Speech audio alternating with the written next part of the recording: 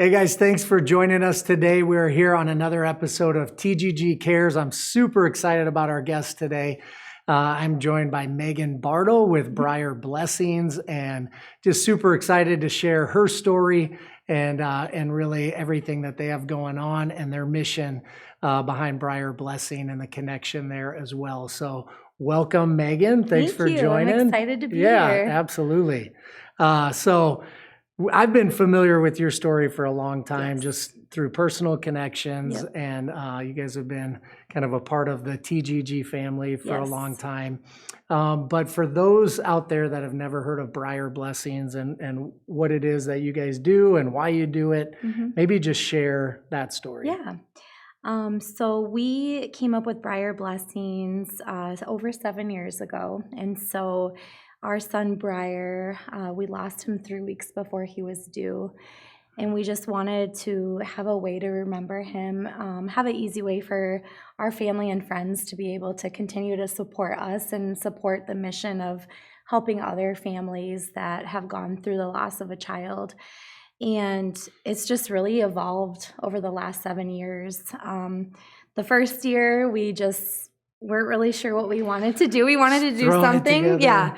So we did a golf tournament. And so I don't know if you remember that or not, but it was a great event, but my husband and I do not play golf. No? No. I mean, Jeremy would say that he does, but I wouldn't call it that.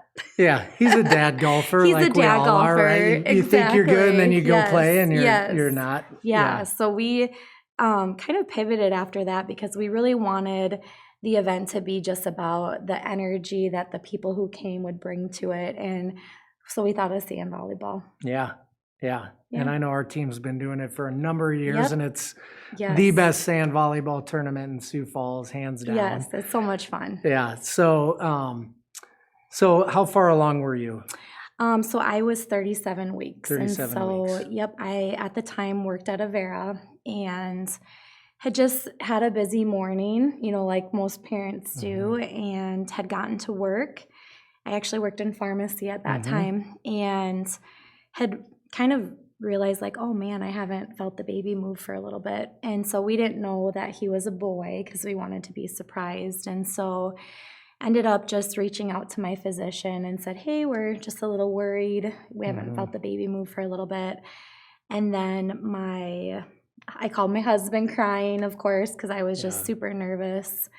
And we just went to the doctor, and they unfortunately weren't able to find his heartbeat. And so it just really was one of those moments that you look at as like your worst nightmare, and then it was like the reality that we were actually living that. And obviously being so excited to welcome our child into the world. And so it was just really, really difficult. And so we immediately got admitted to the labor and delivery unit, and then kind of start the medical process of getting labor started.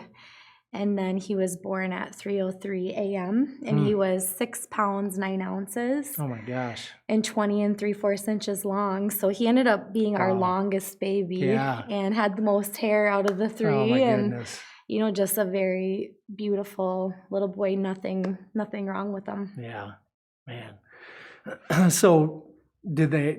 And maybe this is getting down a more personal road. Did they ever find out what happened? No, they didn't. No explanation. No explanation. And so we decided to not go with a full autopsy because just in the moment when you're getting asked these questions, it just felt like too invasive to us. Knowing more now, it does give more answers.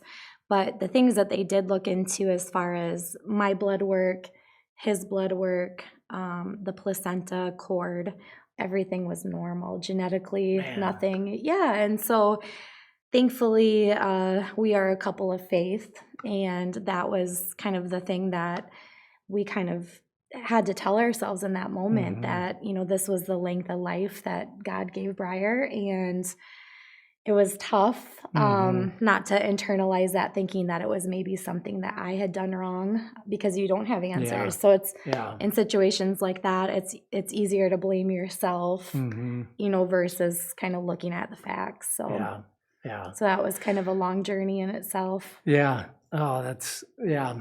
And so what were the next couple of days like after that? Yeah, I mean, being in the hospital, it's just kind of a tough situation because you're happy because you're meeting your Yeah. child. I mean, you think that the whole pregnancy, what they look like, Yeah. excited to meet this them, new and so person, it's hard because we were excited to meet him, but then you're also, on the other hand, living the worst days of your life. And so we just really took that time to just memorize what he looked like, how he felt, and just know that when we left the hospital, we'd be walking into a brand new life that we had no idea what that was all about. And so we spent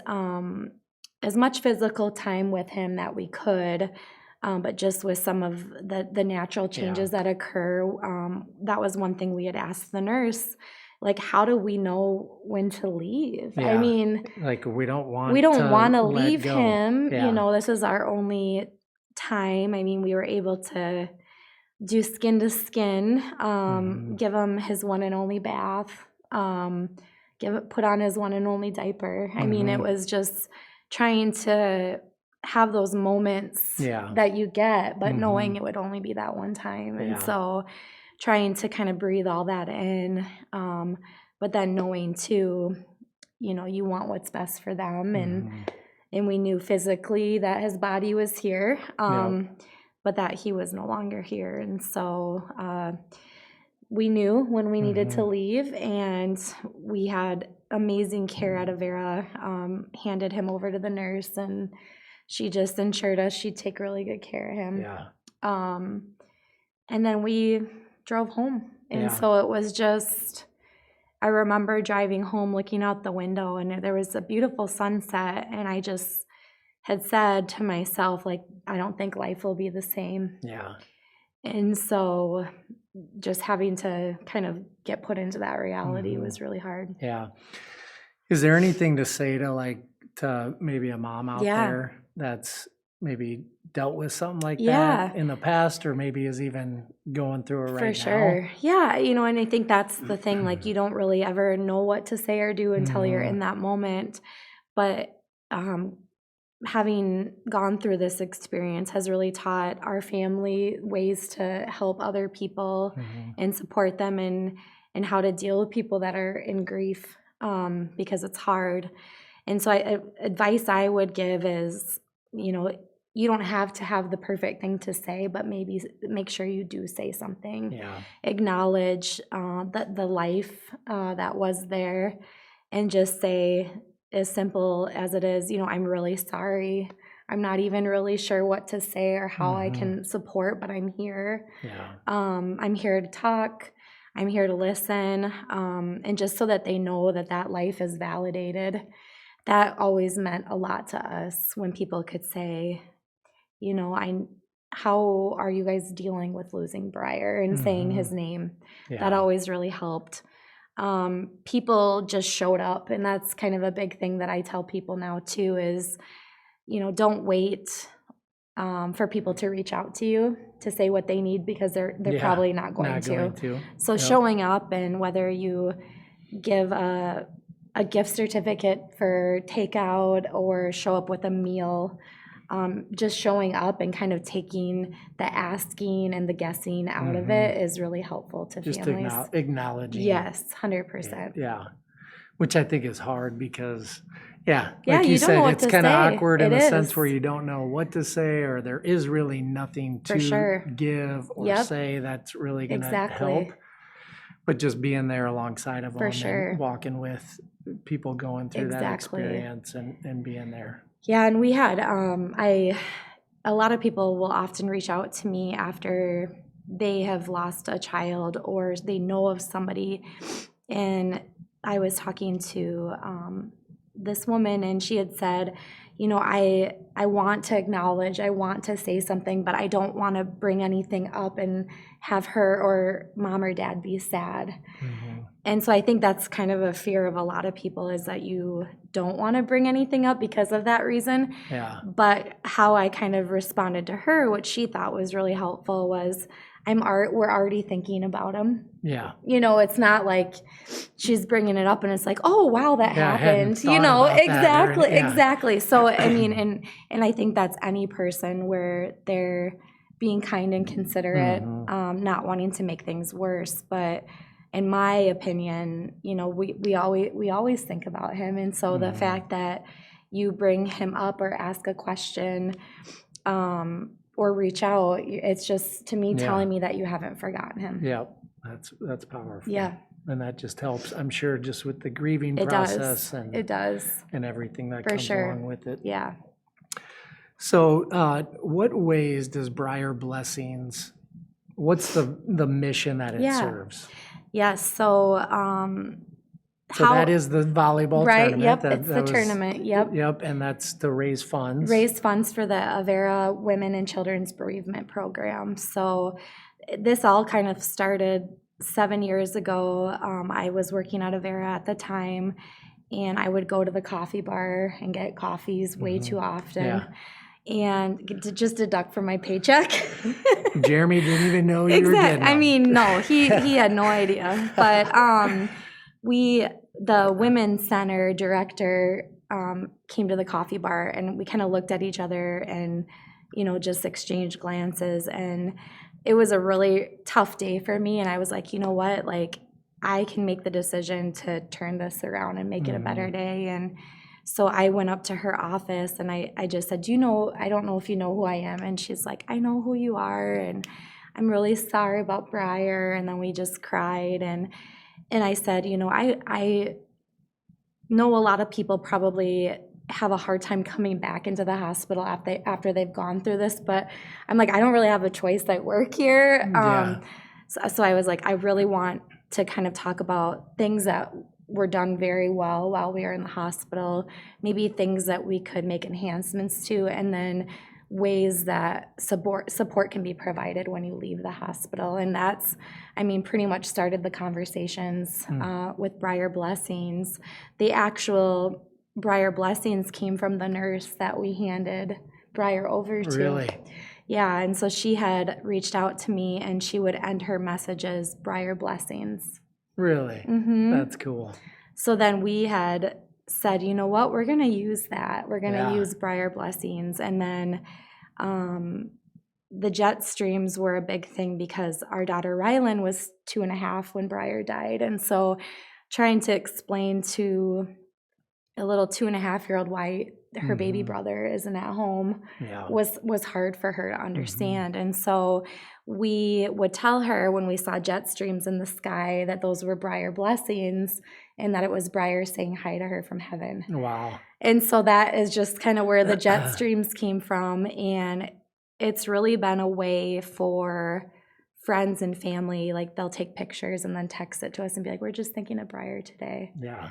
And so we just wanted to make sure families that were in similar situations as us would have, we were blessed with so much support from family and friends and our community.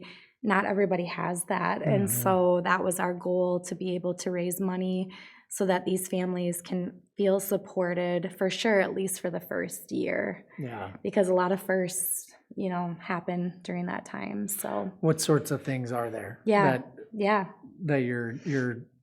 the expenses cover? Yeah. So we have raised over $115,000 over the last 6 years. Yep. That's so crazy. I don't have a official total yet for this past 2022. Yeah. But it has covered. We have 2 cuddle cots at Avera, and so that is a medical device from the UK that actually allows parents to spend more physical time with the baby. It just kind of slows natural processes, so more physical time can be had. We have a grief counselor that comes and sees families while they're in the hospital. There is a navigator position that helps literally navigate while families are in the hospital and then when they discharge.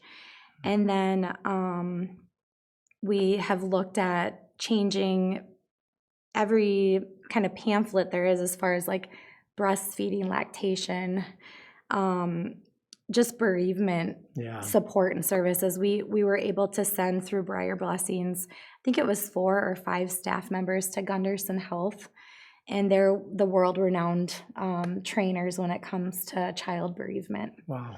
So then Avera was able to bring what they learned there back to here in Sioux Falls. Wow. So yeah, so it's just all through Briar, which is so amazing. Isn't that cool? So it is so cool. And to know that, unfortunately, I mean, we would love if there would be no reason for families to need these things, but unfortunately they will. So it's like, how can we give them a memory where they can start a healing journey versus a tough kind of bitterness, journey. Which it's not easy either way, but at least to have some of the, and especially coming from you guys having going through the process to know what was needed and what would make that experience.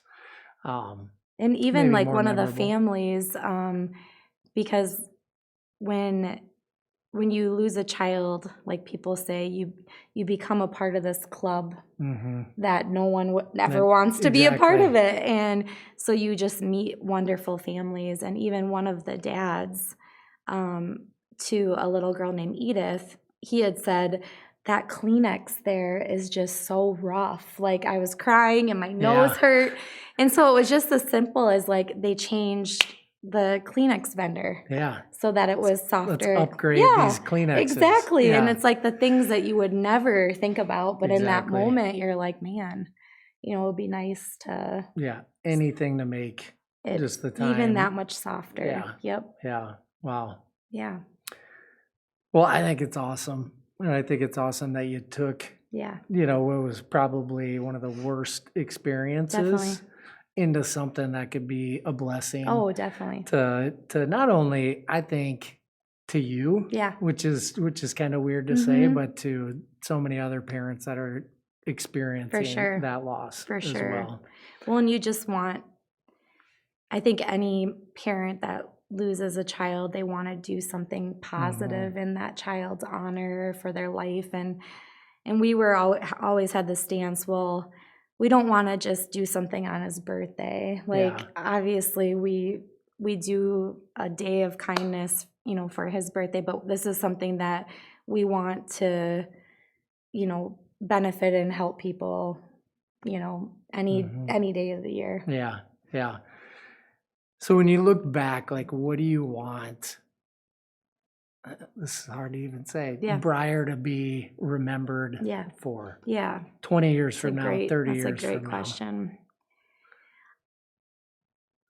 First off, I want him to be remembered. And I think that is any parent's fear that loses a child is that people will forget.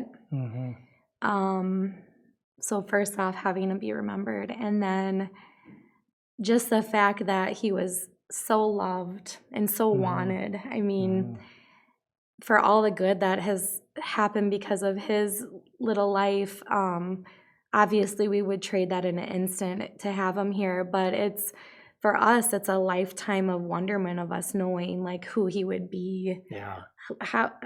Who would he be as a little 7-year-old boy? We don't know that. And so the fact that just in his short life so much was accomplished and so much good just came from him. I mean, it makes us so proud, and that was something that there's some soft Kleenex. Oh, thank you. You better be soft. I don't know. I don't know if these are the soft I'm ones. just kidding. We had said, I mean, his funeral was at Embrace, and we stood up that day and we had just said, we know it's uncomfortable. You don't know what to say to us to talk about him, but we need you to do that.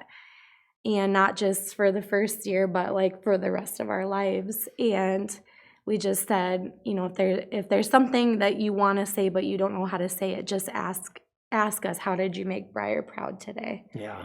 And then that's kind of your icebreaker to take it off of you where it's awkward to know how to say it. But for us to be able to kind of like, oh, okay, you asked me, I'm going to tell you. And so it just makes us so proud to be his parents and to know all the people that his life has helped. Yeah. He's making an impact. He is making an impact, and it's amazing. And you and Jeremy are making Briar proud. Thank you. And it's just been really cool just to even see from up close and from a distance to see just what you guys pour into Briar Blessings and just the impact you're having in our community. Yes. And so thank you guys for doing that. Thank you for taking action when, it wasn't a good situation, but to make it, as positive and good as it could be. Yeah, definitely. So keep up the good work. We just had the Briar Blessings sand volleyball tournament. Yes. And so if you missed it, you got to sign up for next year, but you don't want to miss it next year. But you can still we're going to link below the Facebook page for Briar Blessings. And you can go there and you can donate and you can give to help those families in Sioux Falls and the surrounding areas that are dealing with this today and in the future. Just where you can be a support in that way and come alongside Megan and Jeremy and just help other families that are going through it. Definitely. So, yeah, every donation it directly impacts people in our community. And I know too, a lot of other communities have reached out to us to say, we want to do the same in our community. And so the more that we raise, the further that ripple is able to become. So we just appreciate all the support, and your guys' support over the past years has been great. And it's just a day that we tell people that you come and you can just feel the energy and the love, and people just have a great time. And so, yes, we definitely encourage people to show up next year. Yeah. And it's a little competitive too. It's a little competitive. My family's not asking me to plan a team. We'll leave it as that. But yeah, it's been pretty competitive. This past year, at our event this year, our numbers were a little lower for as teams go, because that's just life. Things get busy, but typically we have about 15 teams that play. And these are like really good teams. And so it's just a fun day, and try to not get heat stroke like my husband has. But yeah, it's just a great day, and it's one that we look forward to every year. So it's awesome. Well, check out the Facebook page and donate $10, $20, $100, whatever amount you feel comfortable giving. But it's going to a good cause. It's helping our local community here, and really in one of the just a tragic situations that happens, unfortunately, every day, just where you can be a part of helping that next person that's going to be going through this. So thank you guys for watching. Thank you so much for coming. Thank you for having me. Absolutely. Check out the links below, and we'll see you next time.